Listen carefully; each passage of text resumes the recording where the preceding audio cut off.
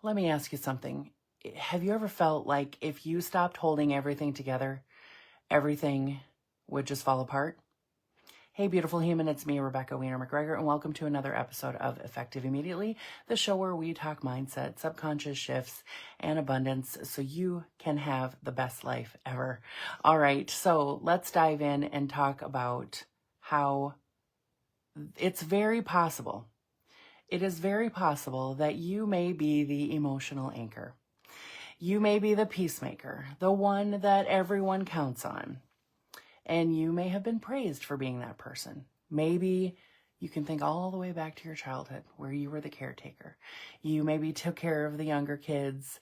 You maybe took care of one of your siblings, or you took care of your parents in ways that they will never fully understand that you took care of them, right? And you may have been praised for being that person, but inside you are exhausted. Well, today's conversation is for you. Okay. We are talking about releasing the pressure to be everything for everyone. And what happens when you finally stop carrying it all? I know this is big because if you are a coach, a healer, a business owner, a professional, and you have a family, and you have a team, and you have a community, and you have family groups and church communities and all of the things, all the people, that you may have been the natural leader, right? You may have been the house that all the kids congregated at. You may have been the mentor that everyone leaned on. You may be the one that takes on way too much responsibility for your clients. This is for you, so give yourself a nice, easy breath. This is not an attack, not by any stretch of the imagination. How do you think I would even think of this topic? Possibly because I felt this in my own life. And there are so many of my clients who are dealing with the same thing. In fact, most of them. Okay, so we're going to talk about the invisible load of leadership. There's lots of conversation about the mental load that women carry anyway, right? Let's talk about the invisible load of leadership. I've heard this time and time again. And like I said, this is stuff that I have lived with myself.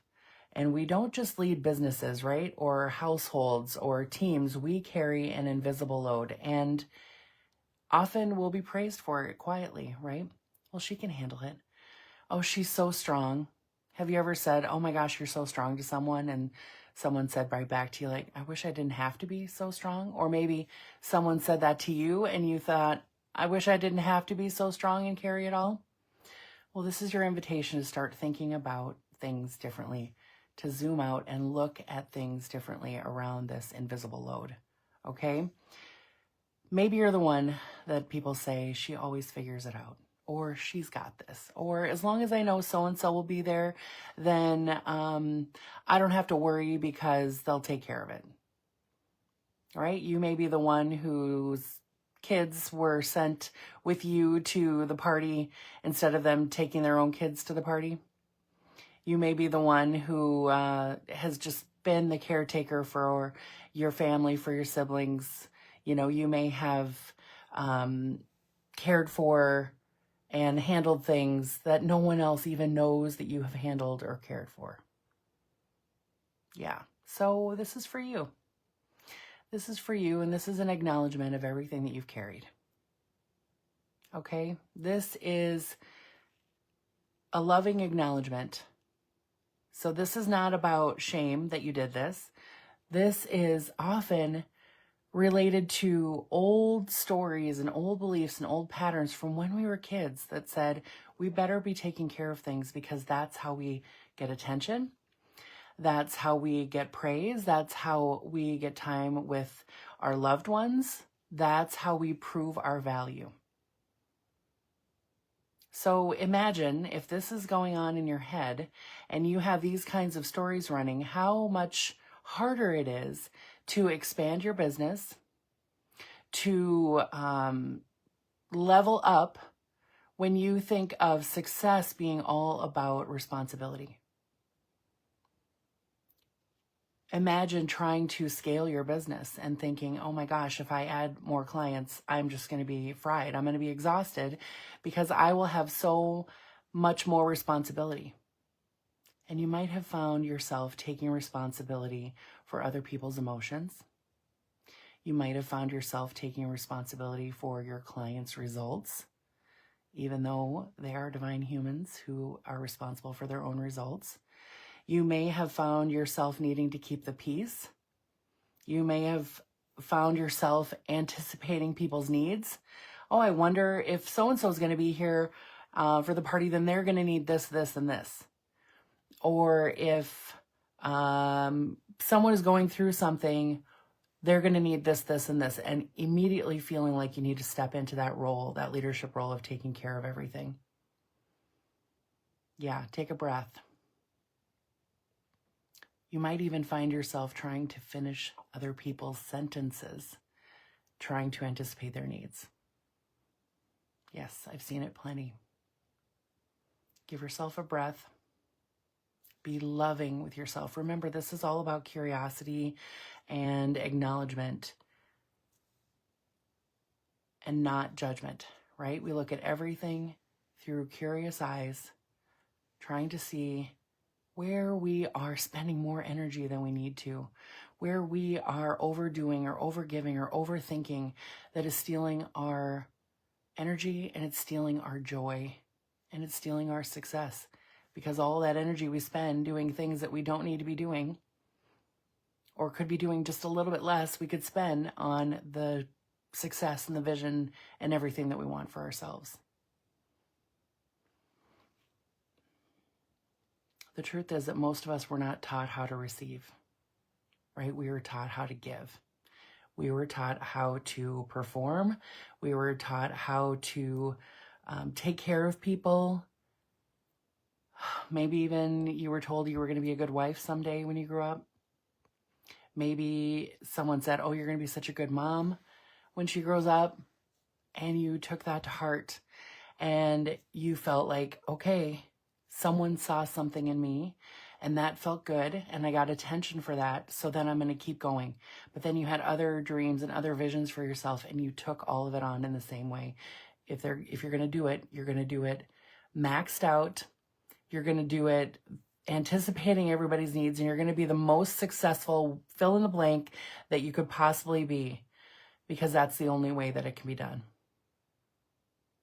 And instead, you find yourself carrying all this stuff that you didn't know you were going to be carrying, that you don't actually need to carry, and that we're going to lay down a little bit today, okay? So give yourself a breath, and I just want you to think about what came up in your mind as we've been talking about, you know, those unspoken expectations, other people's emotions, keeping the peace, anticipating people's needs. What came up inside of you when you think about wanting to manage this invisible load? What came up inside of you as how often you're doing this? And maybe for some of us, we're never not doing it, but we're finding that we're exhausted. Because the problem is that there is a cost of this emotional overfunction, right? There's a cost to this overdoing, overthinking, over-anticipating, over fill in the blank. You might have a nervous system that is sounding an alarm that you are just trying to outperform. You know what I mean? Like that feeling like you have the tight chest feeling or the tension in your neck and you just keep trying to outperform it. Like, let me get a quick massage and I'll go get back to it. Or, oh my gosh, something is I don't know why this is happening, so I'm going to go out and learn why this could be happening and not actually resolve it. But I'm going to think about it and I'm going to learn and I'm going to consume information about it, but not actually heal it. And let's also talk about this just as a tiny little asterisk. When we are taking care of so many people and doing so many things and having responsibility for so many things, our tendency is not to take on healing for ourselves. It's to learn about healing for ourselves so we can help other people in this situation heal rather than healing ourselves. Yeah, take that in for just a moment, because learning about something is not healing. Having an awareness of something, having a new understanding, that is not healing. Reading the book about the healing is not the healing. And this is something that I've noticed time and time again. Clients will learn about something and they will start teaching it or sharing the modality with people in their community while not really having resolved the problem for themselves. This is really, it seems really beautiful, right? What a gift that you want to give that to other people. But what about receiving it for yourself? What about releasing the pressure to be everything for everyone else and starting to give to yourself? Because your nervous system may have you on the edge of anxiety or constant anxiety that you've had to push away. That tightness in your chest, that flutter, that weird feeling in your stomach that always comes up every morning when you think about all the things you have to do. That feeling you have on Sunday before the next week of, oh my gosh, how am I going to get through all this stuff? That tightness in your jaw that never quite goes away, that goes along with the pressure in your head. These are physical symptoms of anxiety.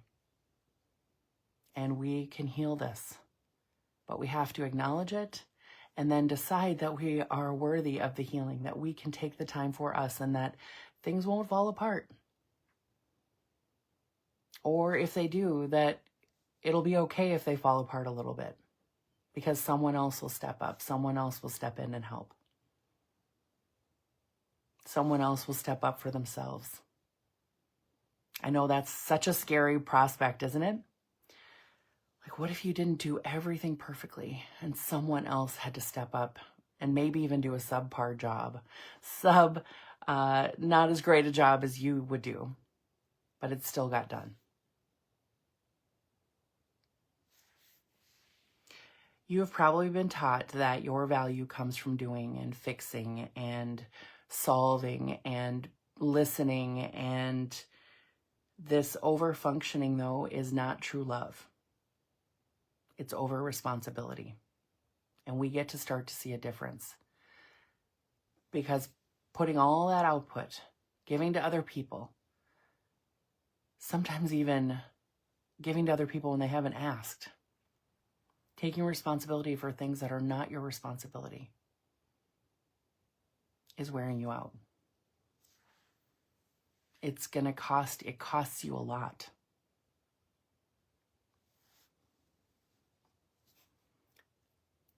Your real leadership includes you. It includes your peace. It includes your voice. And it includes your rest. I know it's hard to think about taking a moment and not thinking about it, not worrying about it, not hashing it over in your head, not thinking about all the missteps and the mistakes that you've made, and then just worrying so much about never making them again. What would life be like without that? What if you zoomed out just a little bit? Because the cost of this emotional overfunctioning, overdoing, overgiving, over-responsibility is chronic tension, and it's burnout masked as ambition. Like, it's an honor badge for some people, a badge of honor. Yes, I can talk. It's a badge of honor for some people to burn out because they believe that they will be seen as ambitious and a real leader who's overgiven and overdone, right? And there might be even a deep, aching loneliness because no one really sees how much you're holding. No one sees how much you're holding. No one sees how much you're doing. No one sees how much you care. And there's that extra bonus is that people don't appreciate it. If they are in their head, living their own lives, and you're giving and doing all the things for them, and they don't offer you the kind of appreciation that you feel is appropriate, then one thing that happens is that we end up with resentment. And that adds to that anxious, burnt out feeling because now we're spending time feeling sad, feeling frustrated, feeling angry, feeling irritated that we're not seen, that we're not understood, and that we're not appreciated for everything that we've done. I know, it's like a crap sandwich. Have I ever said anything like that before? I don't know. But it is something that builds upon itself. And then pretty soon, there is this anxiety, there's this anger, there's this frustration, and the body is burning out. The body is exhausted. You're fatigued, but you're not failing, okay? This is something that can be turned around. This is a big deal. And if you're dealing with this, or you know someone who is, I want you to be super, super loving thinking about this. This is not you. This is subconscious patterning that caused this. You didn't wake up one day and decide, okay, I've got to be over responsible for everybody, right? You didn't wake up one morning and decide, I'm going to take care of everything for everybody all the time. And that's the way it's all going to be okay. And then I can control everything, and then I can be great and successful, and everyone around me will be great and successful, and we'll never have any problems, right? You didn't wake up, most likely. You didn't wake up with that thought, with that conscious thought, but that's the pattern that's built up over time. Having your own experiences as a child, watching other people have experiences, assuming that we know what's going on with other people. We can start to take on beliefs based on the assumptions that we believe are happening within other people's lives as well. Yeah, let's take a breath. This is where the subconscious comes in, okay? Most of this pattern was really wired before you could even speak. I know that stinks, right? Because if we knew then what we know now, everything would be different. And it's not, but that's okay. Because we're humans, we don't really realize that we have patterns that need to be undone until our 30s, 40s, 50s, 60s, etc. And it's okay to have patterns that need to be undone, because that means you've experienced life. And everyone has trauma. Everyone has experienced difficult times in their lives. And the best part is that we can heal those experiences and help you to calm these patterns. These patterns of overgiving and overdoing and taking care of everybody else and not letting anyone take care of you, or not even really knowing truly how to love yourself and to receive from. We can create new patterns for you. We can make it easier for you to feel better in your body, to release that anxiety, to release the resentment, and to actually reach your next level of success without exhausting yourself, without burning out, without that subtle resentment brewing under the surface all the time, without that anxiety being carried around in your chest. So give yourself a nice, easy breath, okay? Your subconscious learned that loved equaled performance, and that safety equaled control, and that leadership equaled sacrifice. But that's not leadership, that's survival. Yeah, that's not leadership, that's survival. So inside my work in Elevated Leader, we go to the root, we identify the exact beliefs that kept your nervous system stuck in high alert mode.